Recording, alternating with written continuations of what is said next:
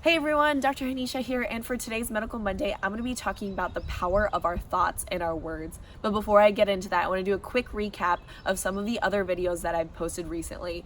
So make sure to check out my two last solo videos on why I'm no longer vegan and why I'm more paleo now. And then also check out my episodes where I interview guests on hormones, male, female, and then we also get into like sleep and fertility. So make sure that you check those episodes out as well.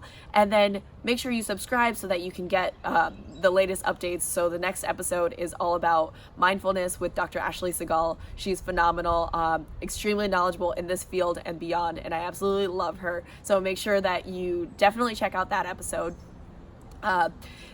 This Medical Monday is a little bit more of a precursor or preview to that episode, so I'm really excited for you all to hear that. All right, let's get into it. Let's talk about our thoughts. Honestly, I could talk about this for hours, right? But I will try to keep it under 5 minutes. We'll see how that goes. Okay. When it comes to our thoughts are the first thing that trigger our brain to send signals to the rest of our body on what to do in certain situations. So for example, when we think about food and we think about what we're going to be cooking for lunch or dinner, then we're sending signals, our brain is sending signals to our digestive tract, letting our digestive tract know that, hey, food may be coming soon. So start the digestive processes and start getting them ready so that we can get through and digest and absorb these nutrients as well as possible. Okay, so that's one example. Another example is when we're in a stressful situation. So for example, if a lion is coming to attack us or if there's a deadline approaching, our brain tells the rest of our body then to start stimulating that more sympathetic response. So increasing our blood pressure, increasing our heart rate, decreasing our digestive processes, all of that is going to be stimulated now because we had the thought.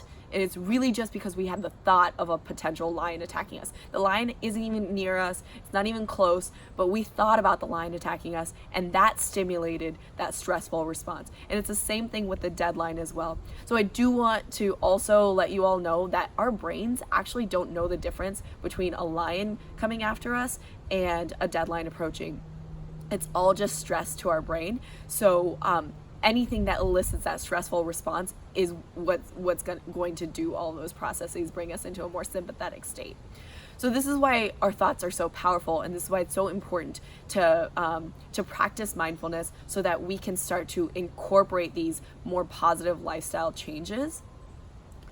And the other direction I kind of want to take this is on the English language. So I have some queries with the English language because it's just such a strange language.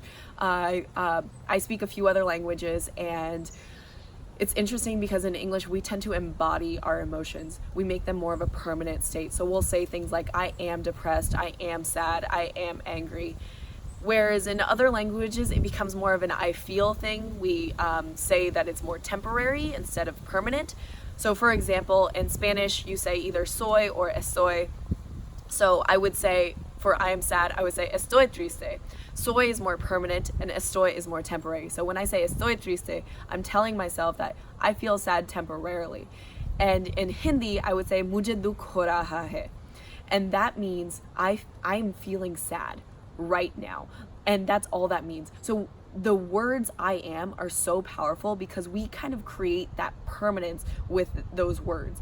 So when we say I am sad, we're making it much more permanent, and we're essentially telling our mind and our body that this is just the way it is. We can't change anything. So this is just how it's going to be. But when we say I feel, if we say I feel sad, I feel depressed, I feel angry, at that point, we're acknowledging those emotions, those human emotions that are completely normal and okay to feel. And we're telling our body like, hey, this is okay. Our mind and our body, we're telling them, hey, this is okay to feel this way because I do feel this way, but this is temporary. This is not permanent.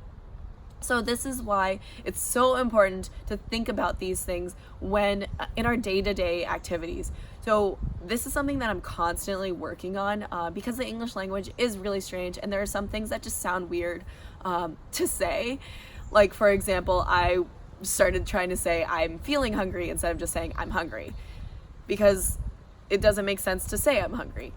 So some things are just really strange, but this is something that I'm willing to work for because I'm working on achieving Mahan, or great health, myself, and I hope you are too. Okay, so that's all I got for you all today. Make sure you comment your thoughts on my thoughts, all about thoughts. See what I did there? Okay. Wishing you all Mahan, or great health and happiness, and I'll see you next time.